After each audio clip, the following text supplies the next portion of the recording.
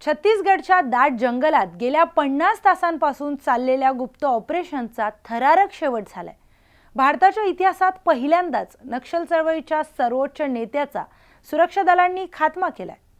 होय, आपण ऐकताय एका अभूतपूर्व कारवाईविषयी, ज्यामध्ये तब्बल 27 नक्षलवादी ठार झालेत आणि यामध्ये सामील होता नंबाला केशवराव उर्फ बासव राजू, जो की 2003 मधील अलिपिरी बॉम्बस्फोटाचा मास्टरमाइंड होता।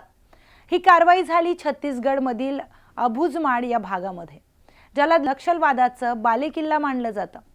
हा परिसर नारायणपूर जिल्ह्यात येतो आणि इथे गेल्या काही दशकांपासून सुरक्षा दलांसाठी पोहोचणंही कठीण झालं होतं। पण मिळालेल्या माहितीनुसार DRG म्हणजेच डिस्ट्रिक्ट रिझर्व्ह गार्ड आणि पोलिसांच्या 4 जिल्ह्यांमधून एकत्र आलेल्या जवानांनी एक मोठं संयुक्त ऑपरेशन राबवलं।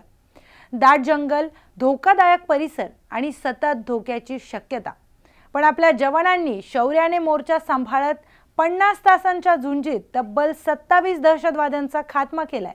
या लढ्यामध्ये एक पोलीस समर्थक नागरिक शहीद झाला असून एक जवानही शहीद झालाय। मात्र या यशाने संपूर्ण देशाचं मस्तक अभिमानाने उंच झालंय।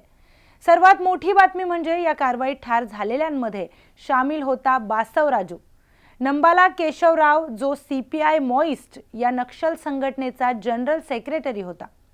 बाबस राजू याने 2003 मध्ये तत्कालीन आंध्र प्रदेशचे मुख्यमंत्री N चंद्रबाबू नायडूंवर अलिपिरीमध्ये भयंकर बॉम्ब हल्ला घडवून आणला होता।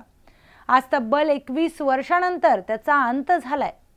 पंतप्रधान नरेंद्र मोदी यांनी या यशाचं कौतुक करत ट्विट केलंय, तर गृहमंत्री अमित शहा म्हणालेत, ही नक्षलवादाविरोधातली सर्वात मोठी कामगिरी आहे।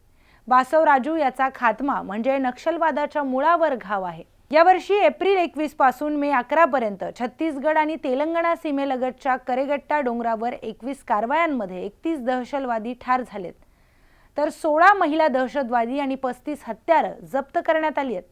गृह मंत्रालयाच्या आकडेवारीनुसार या वर्षात आतापर्यंत 54 नक्षलवादी अटक आणि 84 जणांनी शरणागती पत्करली आहे। छत्तीसगड, तेलंगणा आणि महाराष्ट्रात ही मोठी कारवाई पार पडली, तर नक्षलवादाच्या विरोधातली ही मोठी मोहीम अजूनही सुरू आहे। गृह मंत्रालयाने जाहीर केलंय की 31 मार्च 2026 पर्यंत भारत नक्षल मुक्त असणार आहे। तुम्हाला या ऐतिहासिक कारवाईबद्दल काय वाटतं? हे यश संपूर्ण देशासाठी किती महत्त्वाचं आहे? तुमचं मत कमेंटमध्ये नक्की कळवा आणि व्हिडिओ आवडला असेल तर लाईक करा आणि शेअर करा।